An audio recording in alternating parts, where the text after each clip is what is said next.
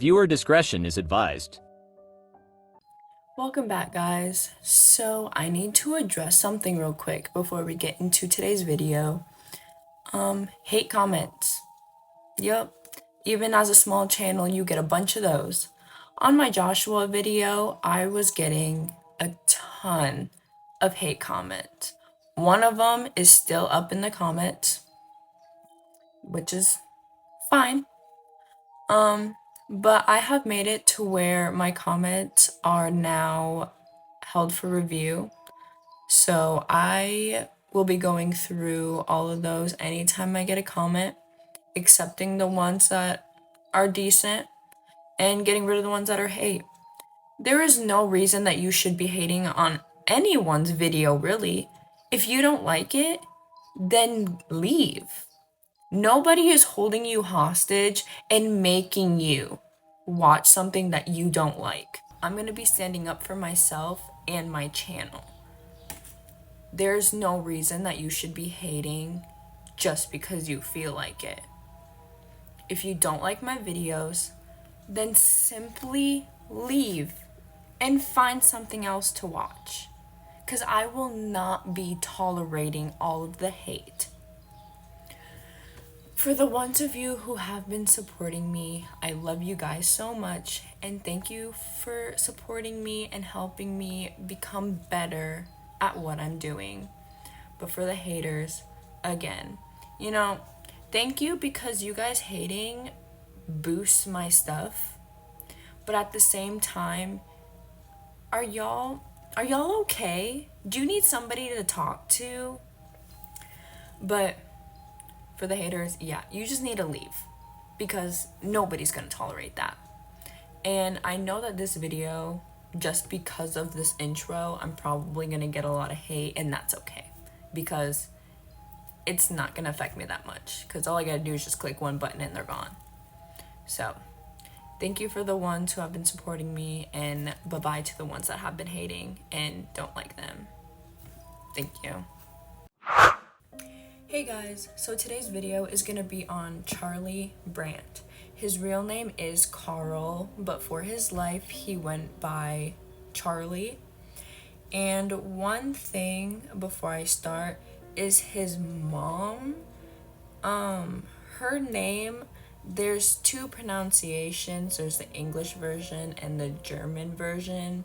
So I will be doing her name in the German version since they were German, but if it's wrong, please let me know. But yeah, so let's get started. So Charlie, early life.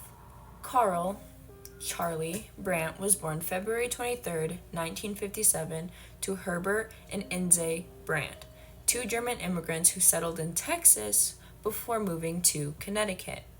Herbert worked as a laborer, eventually working his way up to a draftsman and project engineer.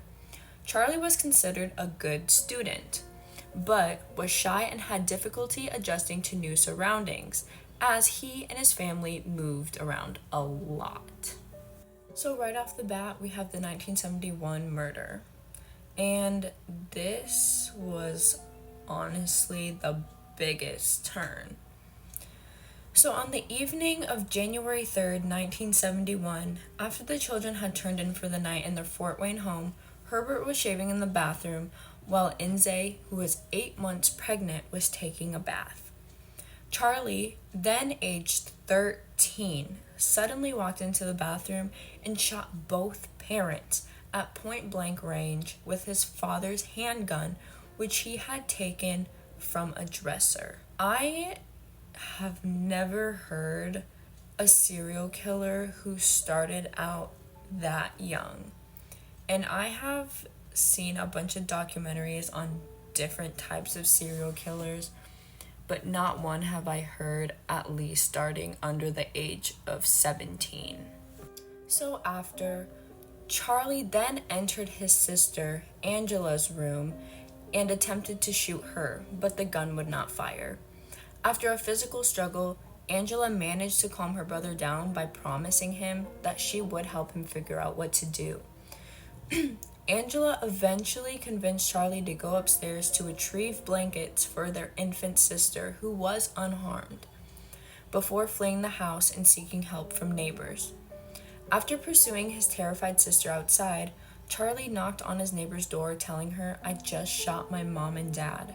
Herbert later identified his son as his attacker. After the shooting, Charlie had told Angela that he could not remember what he had done. Angela described her brother as being in a trance-like state, which had broken during their struggle. Upon being interviewed by police, Charlie attributed the shooting to a combination of things related to school, stating that everything sort of just snapped in my mind. I felt like I never felt before. Charlie also mentioned an incident that took place a few days before the shooting, near the end of his family's annual Christmas vacation in Florida, in which Herbert shot and killed their dog while the two were hunting. 3 separate psychiatric evaluations failed to determine what triggered the shooting. Because he was too young to be tried for murder under Indiana state law, Charlie spent 1 year at a psychiatric hospital before being released back into the custody of his family in June 1972. The family never spoke of the incident again. Until 2004, Charlie's 2 younger sisters had lived under the impression that their mother had been killed in a car accident. Now, the relocation to Florida. Shortly after Charlie's release, his family relocated to Ormond Beach, Florida. 1 year later, Charlie's father, who had remarried, and 2 younger sisters moved back to Indiana while Charlie and Angela stayed behind in the care of their grandparents. In 1984, Charlie received a degree in electronics and became a radar specialist for Ford Aerospace in Astor. In 1986, he married his girlfriend Teresa, or Terry, Helfrich. No relatives were invited to their wedding. His sister Angela and her husband Jim had advised Charlie to tell Terry about the murder of their mother, but it is unclear whether or not he ever did. The couple settled in a beach house on Big Pine Key in 1989. So, I'm not gonna get into the possible murders after that. So, the 2004 murders. On September 2nd, 2004, Charlie and Terry evacuated from their home ahead of Hurricane Ivan. Their niece, Michelle Jones, invited them to stay at her residence near Orlando. Throughout the visit, Michelle kept in regular contact with her mother, Mary Lou, as well as several friends. On the evening of September 13th, one of Michelle's friends, Lisa Emmons, was scheduled to visit her house. However, Michelle discouraged her from coming, saying that the Brandts had an argument after drinking.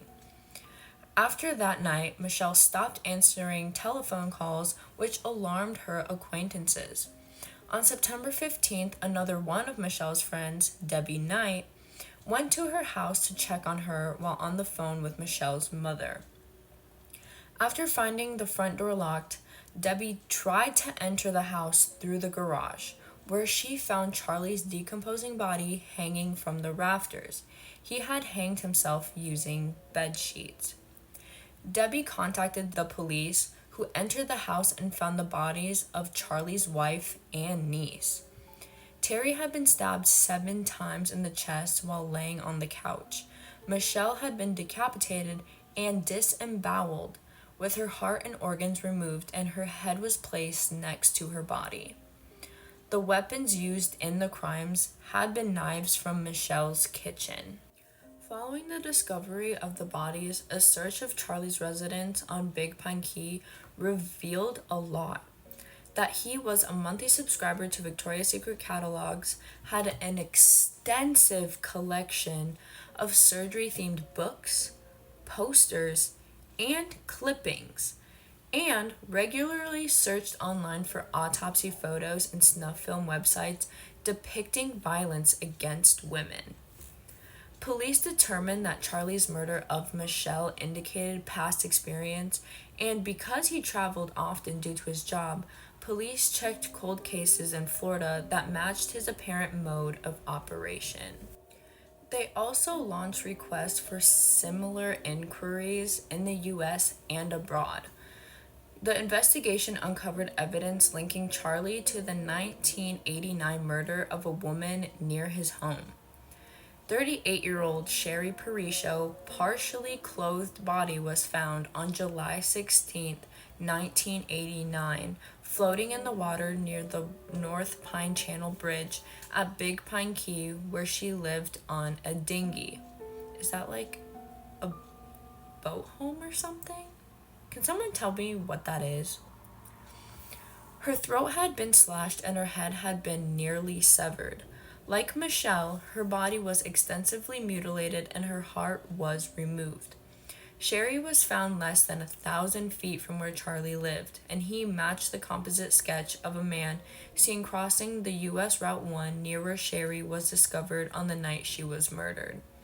Terry had further confided in her brother-in-law that she suspected Charlie in the Parisho killing, and that he had come home with blood on his shirt that night, which he claimed was from him filleting fish.